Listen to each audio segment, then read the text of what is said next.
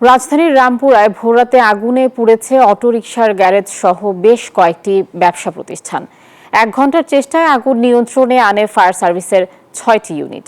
তবে তাৎক্ষণিক আগুনের সূত্রপাত না জানা গেলেও নেভাতে পানির সংকট ছিল বলছে ফায়ার সার্ভিস।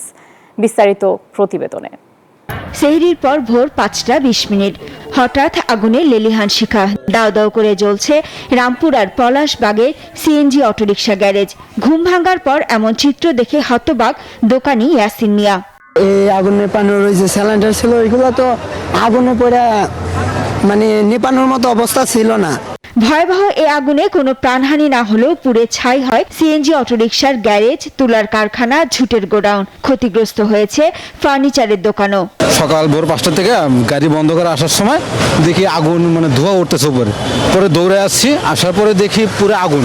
একটা সিএনজির ওয়ার্কশপ ছিল এইখানে, ওই ওয়ার্কশপ আর তুলার কারখানা পাশাপাশি, ওইখান থেকে আগুনটা উঠছে। এই ঈদে জামা জুতো অ্যাক্সেসরিজের ডিসকাউন্ট।